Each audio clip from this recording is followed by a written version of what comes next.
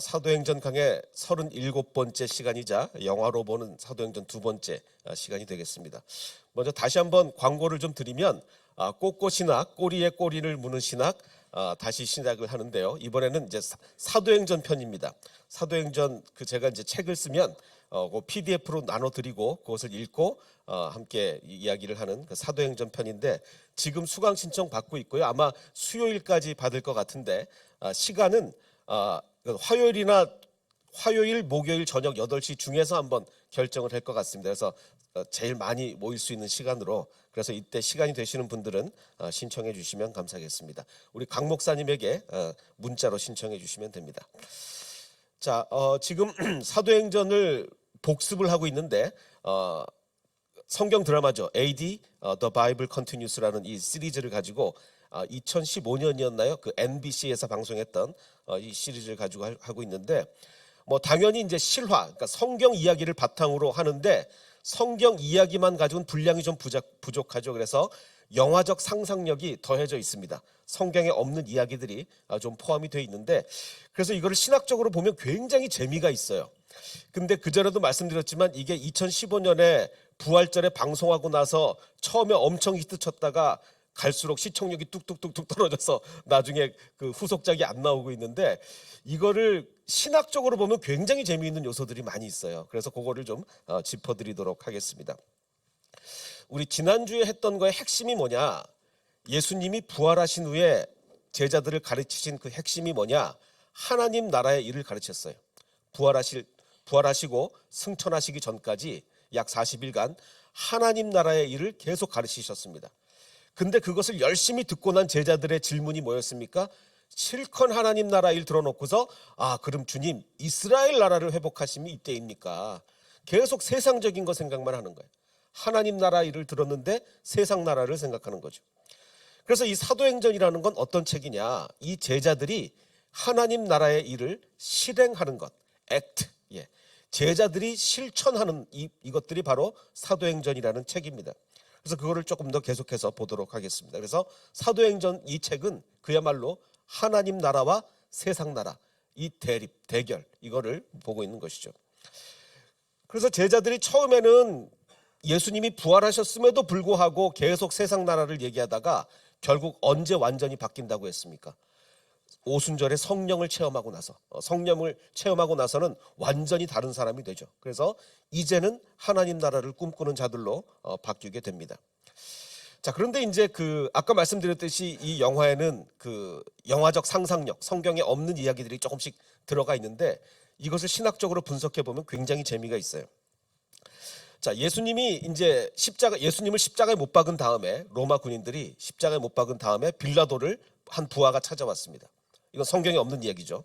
부하가 찾아와서 빌라도에게 이렇게 얘기를 합니다. 예수의 시신을 자신의 가족 무덤에 안치하게 해달라는 아리마대 요셉이라는 사람의 청원이 있습니다. 이걸 어떻게 허락을 해줄까요 말까요? 이렇게 부하가 와서 빌라도에게 요청을 합니다. 근데 성경에는 어떻게 나와 있냐면, 성경에는 이 아리마대 요셉이죠. 이 사람이 성경에는 대담하게 빌라도에게 이 사람이 가서 예수의 시신을 내어달라고 요청을 했다라고 나와 있어요. 그러니까 이 성경을 보면 이 아리마대 요셉이 직접 빌라도를 만나서 요청한 것처럼 되어 있긴 한데, 사실 뭐 빌라도에게 갔다고 해서 대면을 한 거는 분명하진 않죠. 찾아간 건 맞는데 이게 빌라도는 높은 사람이니까 안 만나줬을 수도 있잖아요. 그러니까 영화처럼 실제로 부하가 얘기를 듣고 빌라도에게 가서 저기 아리마대 요셉이라는 사람이 와서 요청을 합니다. 뭐 이랬을 수도 분명히 있습니다. 자, 근데 이제 이 아리마대 요셉은 왜 목숨을 걸고 예수님의 시신을 안치를 하려고 했을까? 지금 분위기가 어때요? 이 로마의 분위기는 예수님의 제자라 그러면 다 잡아들이는 이런 분위기인데 자기 목숨을 걸고 왜 예수님의 시신을 달라고 했을까? 그건 바로 그 앞에 설명이 나옵니다. 그는 명망 있는, 즉 존경받는 의원이었고, 지금 우리나라로 치면 국회의원이나 아니면 장관 정도에 해당하는 그런 아주 높은 신분입니다. 명망 있는, 존경받는 의원이었고, 자, 여기가 중요하죠. 하나님의 나라를 기다리는 사람이었어요. 자, 사실은 제자들도 하나님의 나라를 안 기다렸어요. 예수님을 3년이나 쫓아다녔으면서도 하나님 나라를 안 기다렸고, 예수님의 부활하신 것을 보면서도 하나님 나라를 안 기다렸어요. 근데 이 사람은 오히려 제자들보다 더 낫습니다. 하나님 나라를 기다리는 사람이었어요. 그래서 예수님을 그냥 둘 수 없어서 예수님의 시신을 자기 가족묘에 묻기로 그렇게 결정을 합니다. 그래서 예수님이 십자가에 달리시는 그 현장에 가서 이 빌라도의 허락을 받은 그 편지를 주면서 이것이 바로 총독의 허락을 받았다. 그러니까 예수님의 시신을 내가 처리하게 해달라. 그래서 예수님의 시신을 모시고 가서 자기의 가족묘에 이렇게 안치를 합니다. 이건 다 성경에 나온 이야기죠. 자, 그리고 나서는 또 이제 성경에 또 안 나온 얘기가 나오는데, 그 다음에 누가 등장하느냐? 대제사장 가야바가 등장합니다. 이 사람이 예수님을 죽이는데 앞장선 사람이죠. 예수님을 죽이는데 앞장을 섰는데 그의 부인이 누구냐면, 여기서 보면 이 영화에서 부인이 상당히 입김이 셉니다. 아니 2000년 전인데 어떻게 이렇게 여자가 입김이 세냐? 그 이유가 있어요.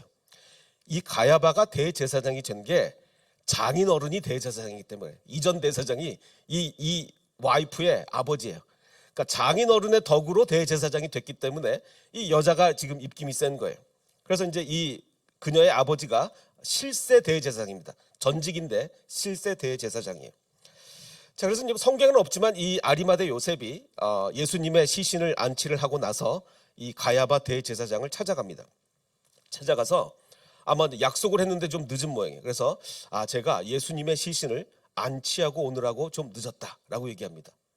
자, 지금 가야바는 어떤 사람이에요? 예수님을 죽이는데 앞장선 사람이에요. 근데 아리마대 요셉이 찾아오면서 예수님의 시신을 안치하고 오느라고 좀 늦었다고 하니까 화를 벌컥 냅니다. 아니 뭐라고요? 지금 당신 뭐라고 했어? 누구를 안치했다고? 라고 하니까 이제 이 아리마대 요셉이 예수는 존경을 받아 마땅한 사람이다. 존경받아 마땅한 사람이다. 라고 얘기하니까 이 여자가 이제 이 힘이 있잖아요. 여자가 이렇게 얘기합니다. 예수를 돕는 것은 로마 군대를 더 불러올 수 있다. 지금 로마 사람들이 예수에 대해서 신경이 곤두서 있는데 당신이 예수를 돕는다고 하면 로마가 군대를 더 보낼 거다.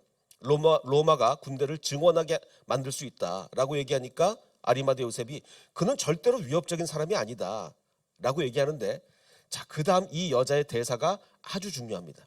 이 여자가 뭐라고 대답을 하냐면, 당신이 그래서 대제사장이 못 되는 거다. 자, 보십시오.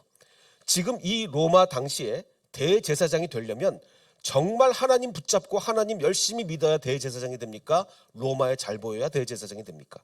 로마에 잘 보여야 돼요. 로마에 잘 보여야 돼요. 그러니까 지금 마치 우리나라 대형 교회들이 하나님을 쫓아가지 않고 엉뚱한 세상적 것을 쫓아가듯이 지금 이 당시도 열심히 하나님 붙들어서 대제사장이 되는 때가 아니라 로마에 잘 보여야 대제사장이 되는 거예요.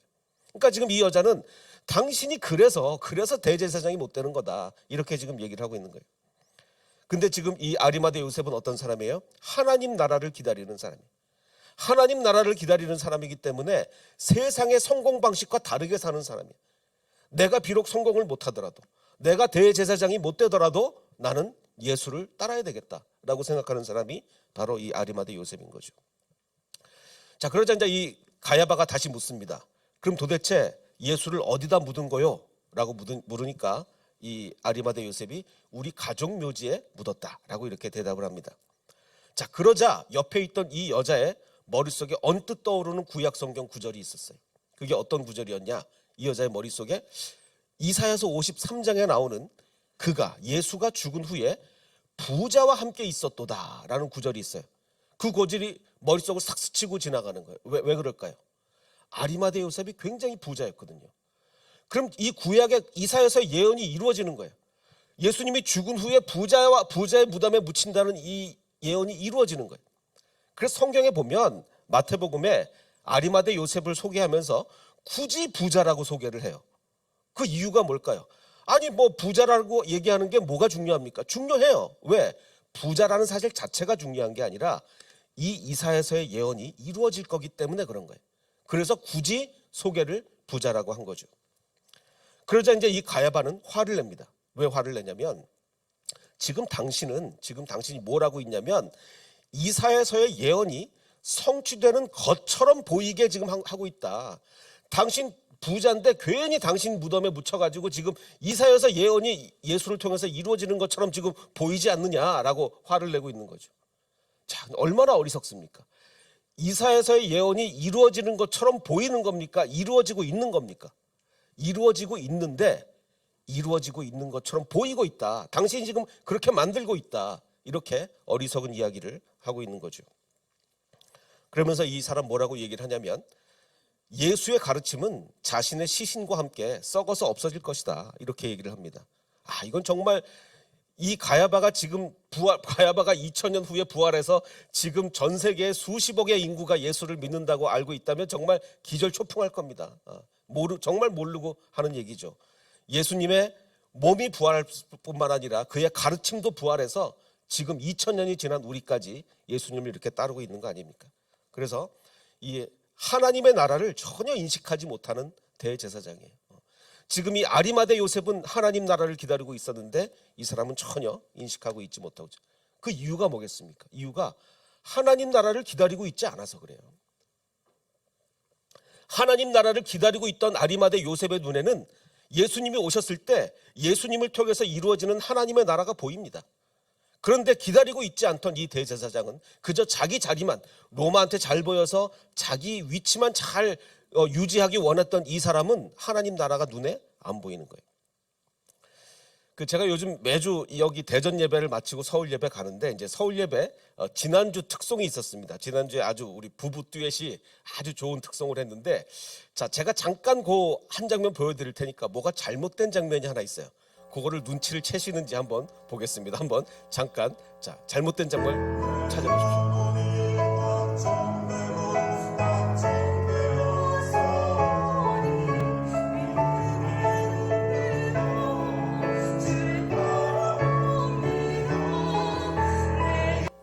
자, 찾으셨습니까? 못 찾으셨어요? 찾으셨으면 제가 상품을 드리려고 그랬는데 다시 한번 보여드릴까요? 다시 한번. 자, 이거 꼭 찾으셔야 됩니다. 한번 보십시오. 자, 잘못된 부분이 있어요.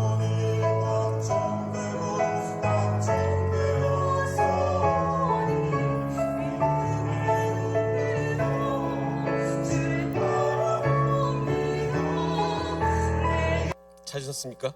아무도 못 찾으셨죠? 찾을 수가 없어요. 왜 그럴까요? 자, 제가 이걸 딱 올린 다음에 제 친구에게 연락이 왔어요. 친구가, 야, 너 그거 잘못된 데가 있다. 뭐가 잘못됐냐 그랬더니 이 키보드하고 스피커 연결이 잘못됐다는 거예요. 걔가 그러니까 쓱 지나가는 거를 딱 보고 이거 연결 잘못됐다는 걸 아는 거예요. 제 친구는 왜 알았을까요? 그 친구가 스튜디오를 운영하고 있거든요. 그러니까 서울에 스튜디오를 운영하고 있으니까 자기 눈에는 지금 뭐만 보이는 거예요. 이게 쓱 지나갔거든요. 이게 뭐 오래 지나간 것도 아니고 쓱 지나갔는데 자기 눈에 그게 딱 보이는 거죠. 저거 연결 잘못됐다. 저렇게 연결하면 임피던스 때문에 문제가 생겨가지고 소리 깨진다. 그래서 케이블을 보내주더라고요. 자, 보십시오. 이 친구는 그냥 휙 지나가는 거에서 어떻게 그걸 캐치했을까요? 항상 그것에 관심이 있거든요. 뭐 지금 수십 년째 거기만 관심이 있으니까 휙 지나가는데도 그게 눈에 보이는 거예요. 어느 누가 이런 게 눈에 보이겠습니까? 마찬가지로 지금 이 아리마대 요셉이 예수님을 알아본 이유가 뭐예요? 알아본 이유는 하나님의 나라를 기다렸기 때문에 그래요. 예수님이 이 땅에 오셨을 때 뭐라고 말씀하셨어요? 예수님의 첫 가르침이 예수께서 복음을 전하여 이르시되 때가 찼고 하나님의 나라가 가까이 왔다. 그러니까 하나님 나라를 계속 기다리던 이 아리마대 요셉은 예수님을 알아볼 수가 있었던 거죠. 그래서 하나님의 나라를 기다리는 자에게는 그의 나라가 오는 게 보이는 겁니다. 그래서 우리는 중요한 게 진짜 내 눈에 뭐가 보이느냐가 중요한 거예요. 내 눈에 뭐가 보이느냐. 자, 지금 이 21세기 우리 한국교회 상황은 어떻습니까? 21세기 한국교회 상황은 정말 하나님 나라를 이제 지키는 게 문제가 됐어요. 뭐 확장은 지금 둘째 문제예요. 너무너무 교회가 급격히 쇠락해 가고 있기 때문에 특히 어느 세대에서, 특히 청소년 세대에서 아주 급격히 쇠락해 가고 있기 때문에 이제는 청소년 세대에서 하나님 나라를 지키는 게 더 큰 문제가 됐습니다. 그래서 우리 교회는 정말 이 하나님 나라를 지켜내기 위한 노력들을 하고 있는 거죠. 그게 뭡니까? 우리 최근에 발족한 햇세드 FC. 이게 다 우리 하나님 나라를 지키기 위한 노력이에요. 그리고 지난주 우리 수요예배 끝나고는요, 우리 중고등부 부장님하고 같이 저기 대신 고등학교 기숙사 안으로 들어갔습니다. 기숙사 안에 들어가서 아이들을 만났어요. 애들이 많이 왔어요. 정말 애들이 햇세드 교회에서 온다니까 이렇게 왔어요. 그래서 정말 이 아이들에게 복음을 전하는, 이 아이들을 만나는, 이게 다 정말 하나님 나라를 위한 일 아니겠습니까? 자, 그래서 이 아리마대 요셉은 하나님 나라를 기다리던 사람이었고, 우리 햇세드 모든 교인들도 하나님 나라를 생각하는, 하나님 나라를 위해서 사는 그런 우리 교인들이 되어야 되겠습니다. 자, 그래서 이제 예수님이 부활하셨는데 이 그 막달라 마리아가 이제 예수님의 그 무덤을, 제자들을 데리고 갔습니다. 베드로와 요한을 데리고 갔는데, 그래서 막달라 마리아가 나오고, 자, 근데 여긴 참 특이해요. 사도 요한을 그 캐스팅하는데 흑인을 캐스팅했어요. 그리고 막달라 마리아도 흑인으로 나옵니다. 그 이유는 잘 모르겠어요. 제가 아무리 이제 연구를 많이 해봐도 막달라 마리아와 사도 요한이 흑인이었다는 증거는 없는데, 하여간 지금 여기서는 막달라 마리아와 사도 요한은 흑인으로 캐스팅을 했어요. 정작 예수님은 백인으로 해놓고 예수님을 중동 사람으로 해야 되는데 엉뚱하게 백인으로 하고. 자, 어쨌든 간에, 자, 그래서 이 사도 요한이 빈 무덤을 보고 나오자 이 막달라 마리아가 이렇게 묻습니다. 무엇을 봤냐? What did you find? 뭘 봤냐? 라고 묻습니다. 그러자 뭐 성경에는 없는 얘기지만 충분히 이런 얘기를 했을 법하죠. 사도 요한이 뭐라고 얘기를 하냐면, 이 대사가 정말 저는 여기에 가장 명대사라고 생각을 해요. 뭐라고 얘기를 하냐면, 사도 요한이 We found nothing. 아무것도 없다. 자, 그런데 그 다음 아무것도 없는데 and everything. 그게 모든 것인 거예요. 이제 부활이 시작인 거예요. 예수님이 그곳에 계시지 않는 것, 예수님이 부활해서 그곳에 계시지 않는 것이 모든 것인 거예요. 이제 모든 것의 시작이 된 거예요. 그래서 We found nothing and everything. 이게 정말 이 영화의 가장 멋진 대사인 것 같습니다. 그래서 We found nothing이라는 건 뭐예요? 이스라엘 나라는 이제 없는 거예요. 우리 마음속에 세상 나라는 없는 거예요. 세상 나라는 없고 하나님 나라, everything을 향해서 우리가 달려가는 것이죠. 자, 그래서 이제 그 다음에 이제 어떤 문제가 있냐면, 예수님의 부활을 눈으로 목격한 사람이 누굴까요? 이제 그 무덤을 지키던 병사들이에요. 무덤을 지키던. 사실 부활하는 순간은 뭐 예수님의 제자들도 못 봤고 막달라 마리아도 못 봤고 아무도 못 봤잖아요. 누구만 봤어요? 이 무덤을 지키던 병사들이 봤잖아요. 자, 그런데 이제 이 병사들을 어떻게 입막음을 했냐? 성경에는 뭐라고 나오냐면, 이 제사장이 군인들에게 돈을 많이 주면서, 저 표정이 돈 많이 받은 표정이죠. 군인들에게 돈을 많이 주면서 야, 이렇게 소문을 퍼뜨려라. 그의 제자들이 밤에 와서 우리 그 경비병들이 잘 때 도둑질에 갔다고, 시신을 도둑질에 갔다고 이렇게 소문을 퍼뜨려라고 돈을 많이 주면서 입막음을 했어요.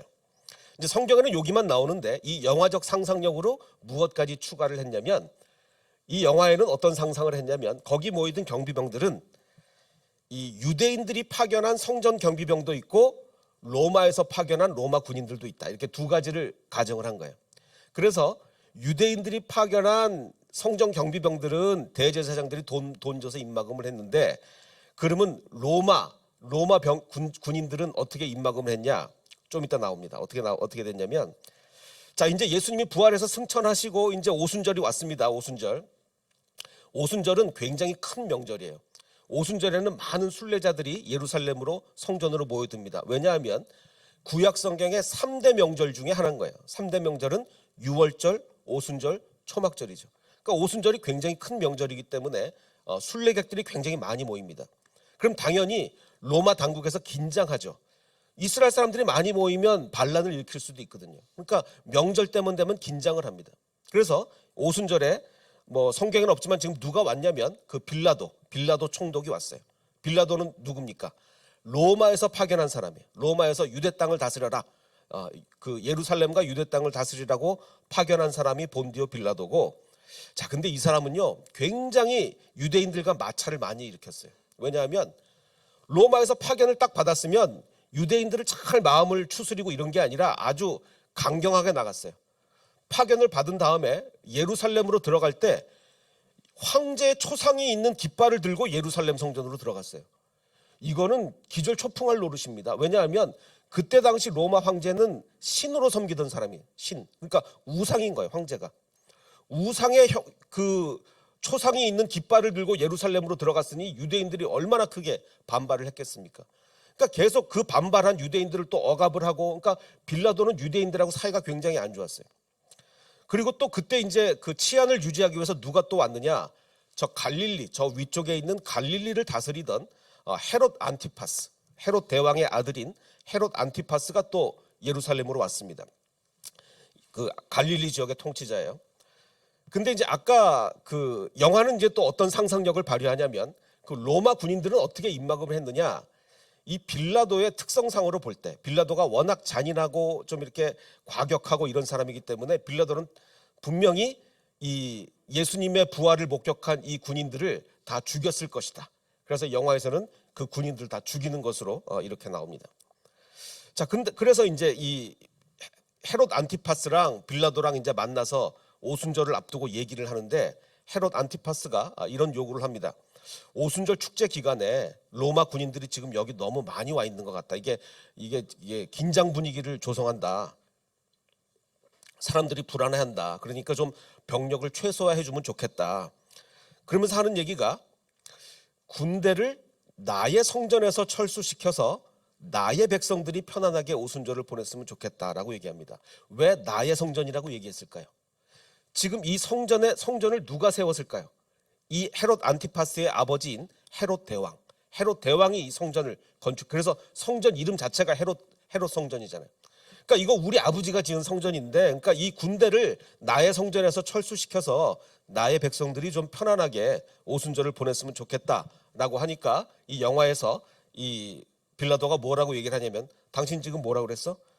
너의 민족 너의 성전이라고? 아주 뭘 모르는구만. 병력을 오히려 2배로 늘리겠다. 2배로 늘리고 오순절 축제 기간에 내가 직접 오겠다. 이렇게 얘기합니다. 왜? 누가 이 땅의 통치자인 것을 내가 보여주겠다라고 얘기하는 거예요. 뭐 이건 영화적 상상력이지만 분명히 이럴 법한 사람입니다. 빌라도는. 자, 그러자 이제 난리가 난 거죠. 감히, 아니 오순절 축제 기간에 이방인이 성전 안에 들어온다고? 이건 정말 발칵 뒤집어질 만한 일이에요. 그러자 이 소문이 누구한테 들어갔냐면, 열심당원 아시죠? 열심당원은 이스라엘 독립을 무력으로 이루어내려는 사람들이 열심당원입니다. 이스라엘 독립을 무력으로 이루어내려는. 그래서 무장혁명을 통해 이스라엘의 독립을 준비하는 사람들이 열심당원인데, 그래서 이제 소문이 들어갔어요. 야, 빌라도가 오순절에 성전에 들어온대. 오순절에 이방인이 이 거룩한 성전에 오순절날 들어온다는 거예요. 그러니까 발칵 뒤집힌 거죠. 그러자 이 열심당원의 리더가 이렇게 얘기합니다. 이방인이 성전에 들어오는 것은, 이 신성 모독은 예언자들이 말했던 가증스러운 일이다. 그러면 이제 우리가 빌라도를 죽여야 될, 암살할 때가 됐다. 이렇게 이제 이야기를 합니다. 자, 그리고서 이제 칼을 준비하면서 암살을 할 계획을 해요. 자, 그럼 이제 제가 이거 신학적으로 보면 이 영화 되게 재밌다고 하는 게, 여기서 세 그룹의 사람들이 각자 나름대로 자기 나라를 이루어 갑니다. 지금 이 열심당원은 칼을 준비해서 이스라엘 나라를 독립하려고 해요. 그리고 동시에 지금 뭘 하고 있냐면, 예수님의 제자들은 다락방에 모여서 오순절을 즈음해서 열심히 기도합니다. 전에는 기도 전혀 안 하던 제자들이, 예수님의 승천을 본 이후 열심히 기도해요. 그리고 이제 빌라도는 예루살렘으로 이렇게 막 들어옵니다. 마치 이전에 황제의 깃발을 들고 예루살렘 들어오는 것처럼 막 이렇게 들어옵니다. 이게 각자가 생각하는 나라를 이루기 위해서, 이렇게 하고 있는 거예요. 자, 그래서 이제 드디어 이 빌라도가 예루살렘으로 밀고 들어오는데, 그러자 이제 제사장 한 명이 나가서 이렇게 정중하게 얘기를 합니다. 지금 이리로 오시지 말고 남쪽 문을 통해서 성전에 입장을 하셔야 됩니다. 왜 그러냐면, 지금 오시는 이 길은 오직 유대인들만 지나갈 수 있기 때문에 이방인들이 오는 길은 따로 있습니다. 그래서 저쪽으로 돌아오십시오 라고 하니까 빌라도가, 아니다, 나는 지금 이 길을 곧장 들어가겠다, 이렇게 지금 이야기를 합니다. 자, 그러던 와중에 지금 막 그러니까 유대인들이 막 소리 지르고 난리가, 감히 이방인이 어떻게 여기를 지금 들어오냐, 막 난리가 났는데, 그때 이 경비병 한 명이 뭔가를 발견합니다. 뭐를 발견하냐면, 저기 그 열심당원이 인파 속에 숨어 있는 걸 발견한 거예요. 그래서 열심당원이다 이러면서 그를 죽이러 쫓아갑니다. 자, 그래서 죽이러 쫓아가서 눕힌 다음에 칼을 목에다 들이대고, 자, 이 단어도 아주 중요합니다. 이 대사도. 칼을 열심당원의 목에다 들이대고 뭐라고 얘기하냐면, 네가 지금 이런 일을 하는 동기가 죽음을 각오할 만큼 가치 있는 일이길 바란다. 자, 이건 무슨 얘기입니까? 지금 열심당원들은요, 목숨 걸고 독립운동하는 거예요. 목숨 걸고 독립운동하는데 이 사람의 목에다 칼을 들이대고 이제 너 지금 죽을 건데 네가 지금 하는 일이 정말 네 목숨 걸 만큼 가치 있는 일이야? 이렇게 묻는 거죠. 제가 여러분들에게는 묻습니다. 지금 여러분들은 세상에서도 일을 하고 교회에서도 봉사하고 많은 일을 하고 있습니다. 그런데 그 일들이 우리의 목숨을 걸 만큼 가치 있는 일들입니까? 그래야만 해요. 우리가 지금 하고 있는 일은 우리의 목숨을 걸 만큼 가치 있는 일이어야만 합니다. 그래서 그러자 이 사람은 자기 팔 속에 숨겨져 있던 칼을 얼른 빼들고 바로 이렇게 얘기합니다. 너도 그러길 바란다. 지금 이 사람도 마찬가지예요. 이 로마 군인도 목숨 걸고 빌라도를 지키는 거예요. 지금 네가 빌라도를 지키는 게 너의 목숨을 걸 만큼 가치 있는 일이냐라고 그런 얘기죠. 너도 그러길 바란다고 하면서 칼을 쭉 빼더니 얼른 이 로마 병사를 죽여버립니다. 자, 그럼 다시 한번 우리가 묻습니다. 내가 지금 목표라 하고 있는 일은 죽음을 각오할 만한 일인가? 죽음을 각오할 만한 일인가? 우리 서울 예배 참석하는 한 분이 순교자 가정이 있어요. 그분의 할아버지는 공산 정권이 들어올 때 예배를 지키기 위해서 목숨을 순교를 했어요. 예배를 지키기 위해서. 자, 그럼 과연 우리도 만약에 어떤 그런 일이 발생할 때 예배를 지키기 위해서 아니면 내가 하는 일을 지켜나가기 위해서 지금 내가 하는 일이 과연 목숨을 걸 만큼 가치 있는 일인가를 우리가 깊이 고민해야 된다는 거죠. 자, 그래서 지금 아까 말씀드렸듯이 지금 세 그룹이 있습니다. 무력으로 이스라엘을 독립시키려는 그룹, 지금 오순절에 앞서서 정말 열심히 기도하는 그룹, 그리고 당당히 자기 생각에는 당당히 예루살렘 성전으로 밀고 들어온 빌라도 이렇게 있습니다. 자, 과연 이들을 목숨을 걸 만큼 가치 있는 일이냐? 우리는 분명히 고민해 봐야 된다는 거죠. 그래서 오늘 말씀의 핵심은 바로 이겁니다. 아까 말씀드렸듯이 We found nothing and everything. 무덤 안에서 아무것도 발견하지 못했어요. 근데 그게 시작입니다. 예수님이 부활하시기 위해서는 반드시 무덤이 비어야 돼요. 우리가 예수님을 만나기 위해서는요, 반드시 이 세상에서 실패를 겪어야만 합니다. 실패 안 겪고 예수님 제대로 따라갈 수 있습니까? 어느 누구도 없어요. 아니야, 나는 실패 안 겪어도 아주 열심히 예수님 따라갈 수 있어. 우리 인간은 절대로 그렇지 않습니다. 우리는 반드시 어려움을 겪어야 되고 반드시 실패를 겪어야 돼요. 그 속에서 진짜 예수님을 발견하는 거예요. 그래서 we found nothing and everything. 아무것도 정말 없다고 생각될 때 그때 우리가 모든 것을 얻을 수가 있는 겁니다. 바로 이 역사가 우리에게 일어나야 됩니다. 그래서 아까 불렀던 우리 찬양이 있죠. 하나님의 나라, 예수 하나님의 공의. 하나님의 나라는요, 정의가 다스리는 나라예요. 아까 빌라도처럼 사람들의 입을 막기 위해서 죽여버리는 그런 나라가 아닙니다. 정의가 다스리는 나라, 주님의 그 놀라운 사랑이 다스리는 나라, 주의 주권과 그의 통치와 그의 나라 힘과 권세가 우리 모두에게 임하기를 주님의 이름으로 축원합니다.